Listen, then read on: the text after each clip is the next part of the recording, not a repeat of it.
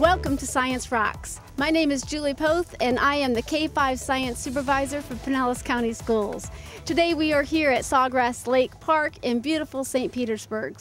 Fourth grade students will be taking some swamp tromps through Sawgrass Lake Park. They will be making observations, they will be exploring, and they will be collecting data using some tools of science. All right, I want to welcome you guys to Sawgrass Lake Park. And we're going to go into a little room and put our things down, and then we're going to get started on our day, okay? So when the students arrive, what's the first things that happen?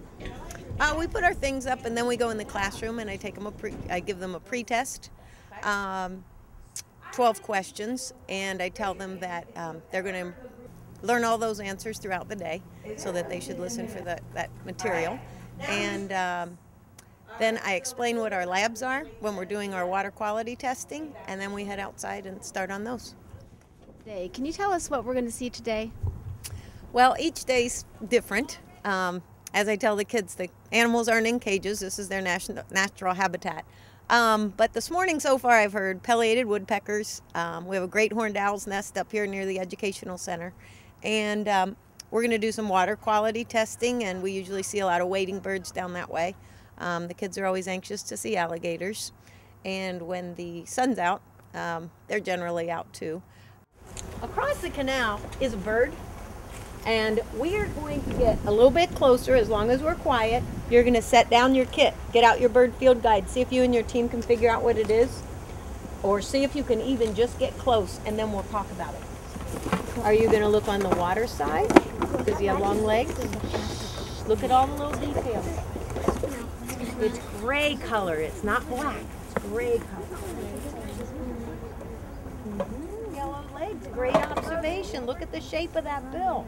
All right. I want you to look on the page. Look on the page that has the pink bird. You see the pink bird, the spoonbill? Look under the spoonbill.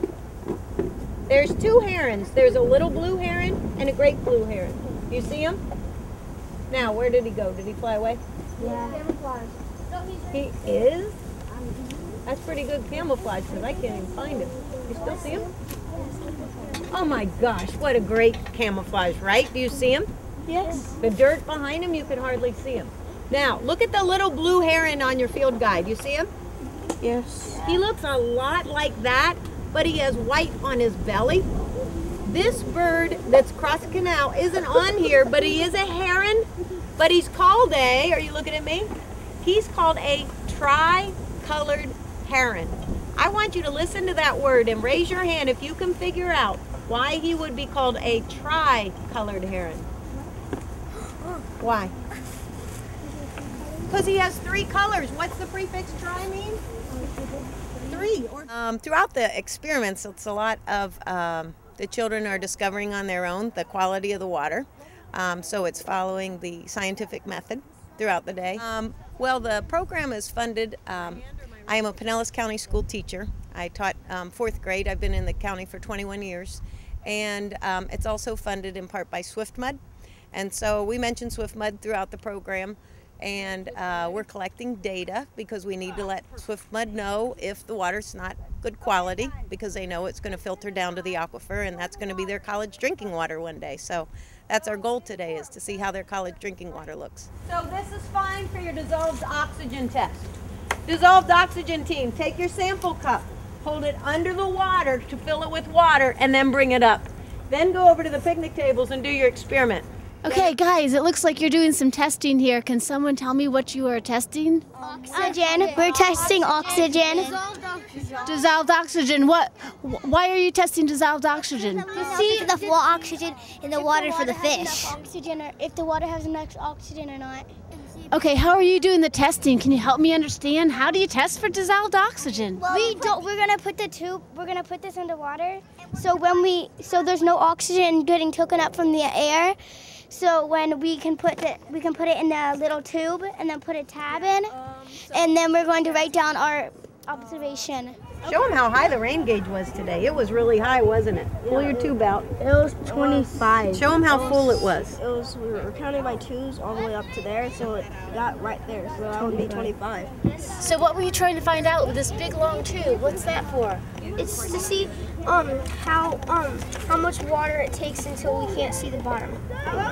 And why is that important? For the plants to grow, they need the sun. So if you don't have any of the sun, the plants can't grow, and the plants clean the water. Okay, so you're looking to see if it's clear enough for the sun to penetrate the water, so the plants can grow. Very cool. Because I could see how the legs positions are, and how the tail is, how it looks from What from position it is. Do you see anything on this picture that you don't see on the real animal? Well, on the real animal, I really don't see those.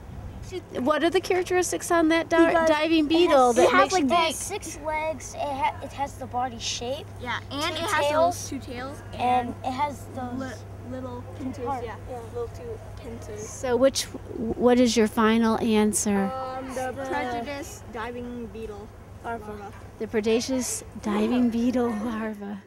They were very excited to come out here. They were very excited to have some hands-on experiences learning some of the things that we have discussed before in class. They were preparing their name tags and picking up their animals and talking about whether or not they were going to see them on the field trip today. How do you feel that this field trip will support what's happening back in the classroom, and thinking about the FCAT test coming up helps supporting student success on the FCAT? I think especially when we're thinking about 5th graders taking the FCAT in 5th grade, they have to take the science portion of the FCAT, and I think that this experience for them and being able to have the hands-on experience with the things that we've learned, especially in 4th grade, it really connects. I think they're going to be able to retain that information because they were able to experience it as opposed to just, learn it and read about it in class. They were actually able to, come out here and experience it firsthand. Let's face this way. See if you can figure it. There's 2 birds over here.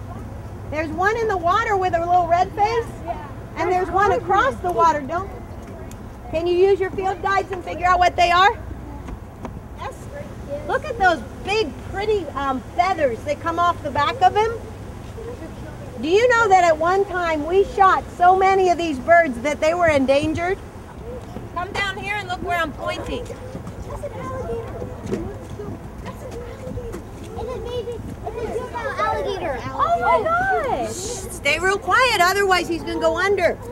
Stay real quiet. Its mom's probably around here somewhere. She is What do you think of it? I think it's actually pretty cool. Yeah? You'll see there's some yellow stripes on him. When alligators are born, they're black, but they have yellow stripes. And those stripes start to fade as they get a little bit older. That guy's probably less than 3 years old. You see those stripes there on his tail? So can you explain how this field trip sparks student interest and fueled their passion, so that maybe as they continue to go through their educational experience that they say, hey, science is really cool and maybe I want to go into a STEM field or career? You know, it's funny that a lot of kids that arrive while we're walking through the woods, they say, do you live here? I want to live here too. And they don't realize this is actually my job. They just think I'm having so much fun and this is what I get to do. And so then I get the opportunity to tell them that this is science and this is something that they could do as well. Many times kids these days don't have the opportunity to get out into the woods and experience a lot of things that they see when they're here. And some of the children have never really even been in the woods and they're frightened when we first go back into the darker parts of the woods. So it gives them an opportunity to do something that they don't generally get to do. And when they realize that they've been doing science all day long, they're really excited. What a wonderful opportunity for these 4th grade students to participate in real-world investigations and make those connections to their 4th grade standards.